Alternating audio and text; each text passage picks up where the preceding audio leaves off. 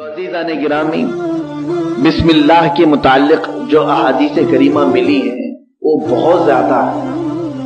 जैसे कि हजरत ईसा अलैहिस्सलाम एक कब्रिस्तान से गुजर रहे थे, आपने देखा एक कब्र वाले पर सख्त अजाब हो रहा है। इतना अजाब हो रहा है कि उसकी कब्र में आग बहकाई जा रही है। हजरत ईसा अलैहिस्सलाम उस कब्र से आगे चले गए।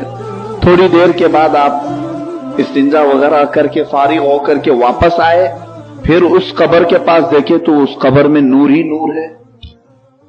पहले थोड़ी देर पहले अजाब, सख्त अजाब हो रहा था, वापस जब कब्र पे आए थोड़ी देर के बाद तो देखा कि उसकी कब्र में अब ठंडी है, नूर से भरी हुई है। रब ताला की बारगाह में अर्ज किया कि मौला इसका राज हमें बता दो। ये चंद मिनटों पहले जो अजाब में मुब्तला मैयत थी, ऐसी क्या नेकी इसकी तेरी बारगाह में पहुंच गई कि थोड़ी देर के बाद इसकी कब्र पर तेरी रहमतें नाजिल हो रही है। रब ताला ने इरशाद फरमाया, मौल ए ईसा, ये बंदा निहायत सख्त गुनहगार था, सारी बुराइयां इसके अंदर थी, बहुत सारे ऐब थे, लेकिन जब इसने शादी की तो इसकी बीवी के साथ निकाह के बाद हम बिस्तरी किया। जब इसकी बीवी हामला हुई तो एक रात ये अपनी बीवी से कहा कि मैं तो बिगड़ा हुआ हूं, मैं तो निकम्मा हूं, मैं किसी काम का नहीं, लेकिन तेरे पेट में जो मेरा बच्चा पल रहा है, अगर ये दुनिया में आए तो इसको मैं अपनी तरह नहीं बनाऊंगा, इसको आलिम दीन बनाऊंगा। वो शराबी था, कबाबी था, जुआरी था, जो भी था, लेकिन उसने अपनी बीवी के हमल पेट पर उंगली रखकर कहा मैं इस बच्चे को आलिम बनाऊंगा, रब का कलाम पढ़ाऊंगा। बनी इसराइल की बात है।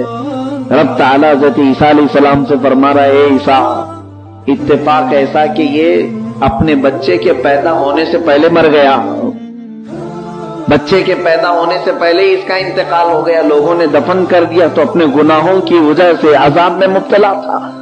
कई महीनों के बाद जब बच्चा पैदा हुआ और बच्चे की परवरिश में उसकी मां लग गई, यानी इसकी बेवा, इस गुनहगार की बेवा बच्चे की अच्छी परवरिश करने लगी। बच्चा जब बोलने के काबिल हुआ तो उस औरत ने कहा कि इसके मरहूम बाप की ख्वाहिश थी कि इसे आलिम बनाया जाए, अल्लाह का कलाम पढ़ाया जाए, मैं इस बच्चे को ऐसे ही नहीं छोड़ूंगी। हाथ पकड़ करके एक आलिम रब्बानी के पास लाई, तौरात के जो आलिम थे उनके पास ला करके उस औरत ने कहा कि इसका बाप बड़ी बुरी आदतों में मुब्तला था, मगर उसकी ख्वाहिश थी कि बच्चे को नेक बनाऊं, बच्चे को आलिम बनाऊं, लेकिन इत्तेफाक ऐसा कि वो बच्चे की विलादत से पहले मर गया। आप इसे अल्लाह का कलाम पढ़ाएं। उस आलिम दीन ने अपनी गोद में बच्चे को बिठाया और कहा, बेटा पढ़ो बिस्मिल्लाहिर्रहमानिर्रहीम, अल्लाह के नाम से शुरू जो निहायत मेहरबान रहमत वाला।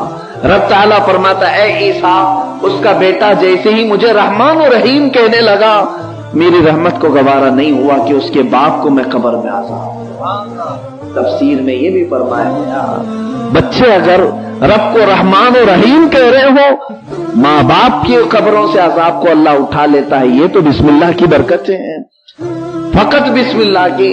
और जिसका बेटा पूरा हाफिज कुरान बन जाए, क्या उसके माँ बाप को अल्लाह नहीं बख्शे? आज हालात यही हैं। हम सब यही सोचते हैं कि काहे को बच्चों को मदरसा पढ़ाएं, क्यों बच्चों को पढ़ाएं। आज हम देख रहे हैं मदरसों की हालत, पूरे हिंदुस्तान नहीं दुनिया में हम मुसलमान जितने हैं, मुसलमानों का सिर्फ 2% हिस्सा, 2% मदरसों में जाता है, 98 बाकी पूरे स्कूल कॉलेजेस में है। मैं आपको कोई ताना नहीं दे रहा हूं कि कॉलेज जाना या स्कूल जाना नाजायज है, जाओ, शौक से जाओ, दुनिया में आगे बढ़ना तुम्हारा भी हिस्सा है, तुम्हारा भी हक है, मगर वो कौन सी ऐसी कामयाबी है जो दीन को पीछे छोड़ करके जा रहे हैं? अल्लाह और उसके रसूल को। मुझे यहां एक बात याद आती है, अभी चंद महीनों कबल की बात है, मैं अक्सर इसको बयान में भी अर्ज किया करता था।